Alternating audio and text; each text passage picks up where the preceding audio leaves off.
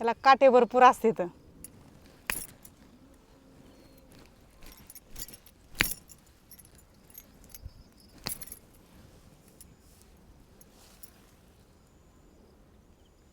दिसतीन छान।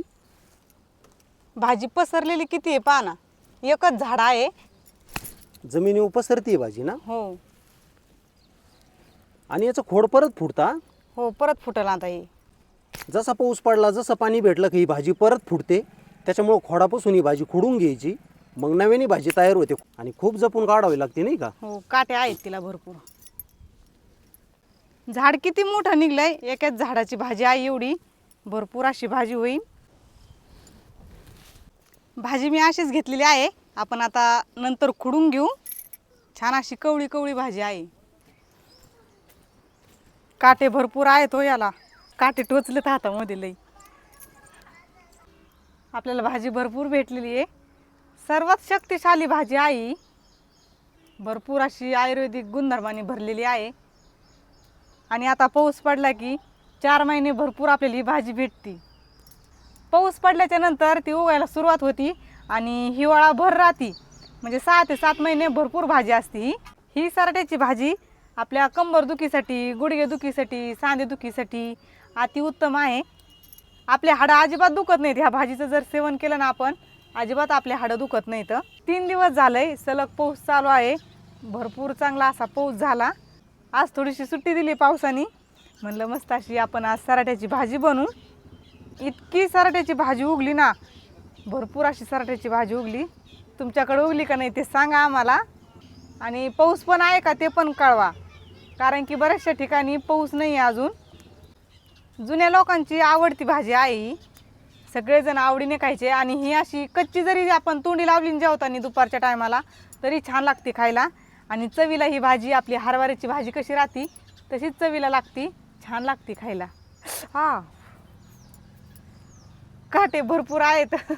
जपून खोडावं लागते ना। हो फक्त पानं पानं घ्यायची। फक्त पानं पानं घ्यायची। एकदा दाखवा ना जवळून तुम्ही भाजी। भाजी सगळ्यांना ओळखता आली पाहिजे, थोडीशी जवळून दाखवा त्यांना। मंडळी बघू शकता अशी पिवळे पिवळे फुलं आलेले असतात। हरभऱ्याचे पानं कसे असतात हरभऱ्याच्या झाडाचे, तसे पानं आहेत। ही भाजी तुम्ही बघू शकता जवळून, हरभऱ्याच्या झाडाचे पानं कसे असतात तसेच पानं आहेत आणि पिवळे फुलं आहेत।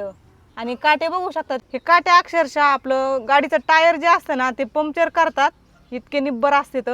आणि हे टोचल्याच्या नंतर दुखते पण याचे पण भरपूर असे आयुर्वेदिक गुणधर्म आहेत। वाळल्याच्या नंतर हे सराटे वाळून ठेवायचे आणि याचे लाडू बनवून ठेवायचे, हे सुद्धा कंबरदुखीसाठी अतिउत्तम आहेत।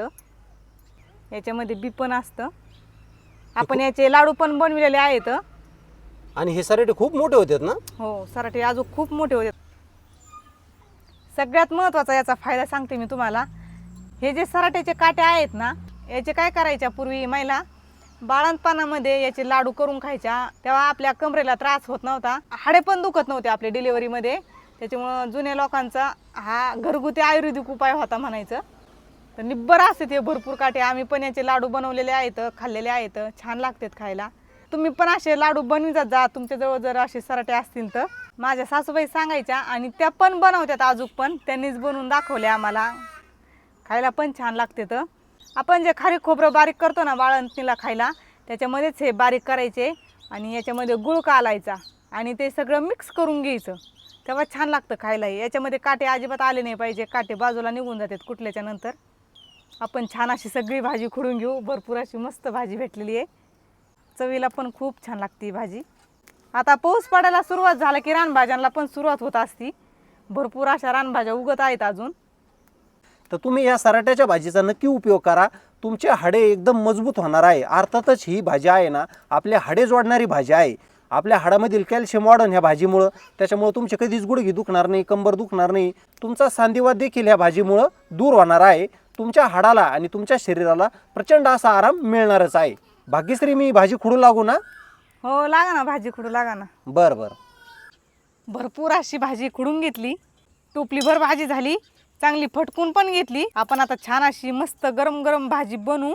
ही भाजी जमिनीवर पसरलेली असते ना, त्याच्यामुळे आपल्याला स्वच्छ धुवून घ्यायची, अगोदर चांगली झटकायची आणि नंतर धुवून घ्यायची 2 पाण्यानी, माती लागलेली असते त्याला पावसामुळे।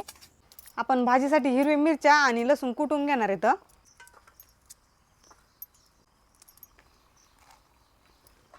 इकडं मुगाची डाळ भिजायला टाकली.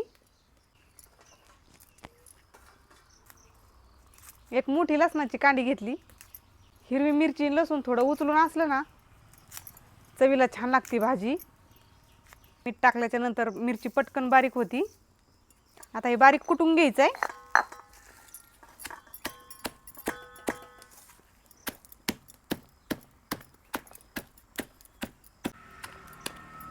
अशा पद्धतीने आपण मिरची लसूण बारीक करून घेतलंय. भाजी 2 पाण्याने धुवून घ्यायची आपल्याला.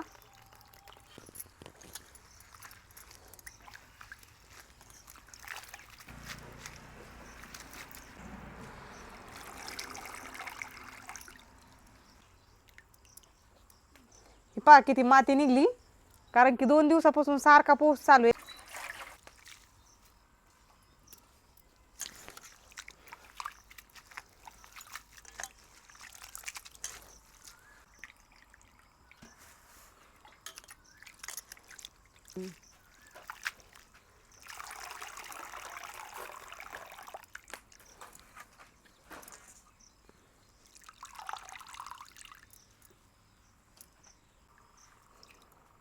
कढई चांगली गरम झाली. तेल टाकून घेऊ भाजीला. तिखट टाकून घेऊ.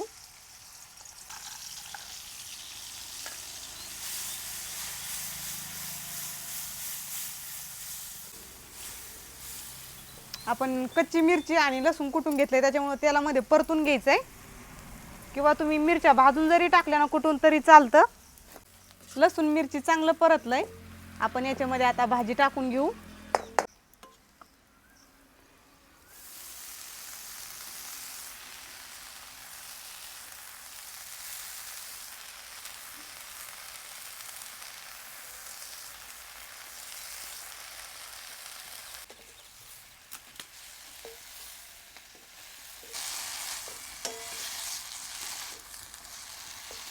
ही भाजी शिजायला थोडा जास्तच वेळ घेते.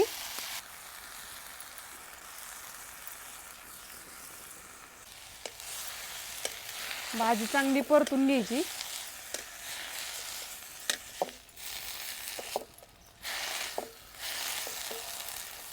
आता शिजायसाठी आपण थोडासा पाण्याचा शिपका मारू.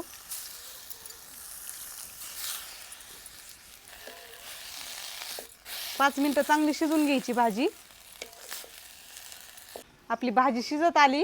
आपण थोडासा शेंगदाण्याचा कूट घालू भाजीमध्ये.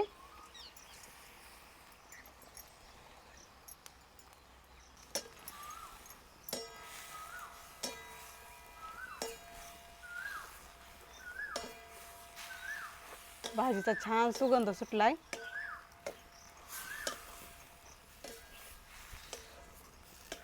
मंडळी, थंड अशा वातावरणामध्ये गरम गरम भाजी खाऊया आपण. भाग्यश्री, आपल्याला भाकरी पण बनवायच्यात ना? हो, बनवायचं आहे ना. आणि मंडळी, चुलीवरच्या भाकरी इतक्या काही खमंग लागतात ना खाण्यासाठी. अशी भाजी आणि अशी भाकर आपल्याला कुठल्याच हॉटेलमध्ये भेटू शकत नाही. तुम्ही किती पैसे दिले आणि तुम्ही जर म्हणले ना आम्हाला अशी भाजी द्या आणि हो. बाजरीची किंवा ज्वारीची भाकर द्या तरी पण भेटणार नाही. भाग्यश्री, अशी चव आपल्याला भाजीची आणि भाकरीची फक्त चुलीवरच मिळते. हो, मस्त अशी भाजी आपली शिजून तयार झाली. तर मंडळी, बघू शकता भाजी खमंग अशी भाजी तयार झालेली आहे. आता बाजरीच्या भाकरी घेऊ बनवू ना. हो. आणि मंडळी, इतकी काय स्वादिष्ट भाजी आहे ना ही. सर्व रान भाज्यांपैकी ही खमंग आणि स्वादिष्ट भाजी लागते खाण्यासाठी. चवीला एकच नंबर भाजी लागते. सर्व भाज्यापैकी ही भाजी ना चवीला खूप छान लागते खाण्यासाठी. ह्या भाजीचं सेवन तुम्ही नक्की करा.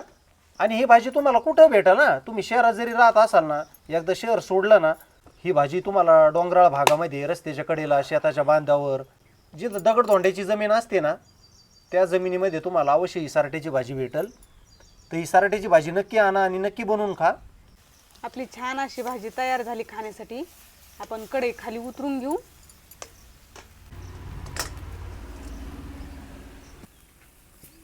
भाजीचा खूपच सुगंध आलाय.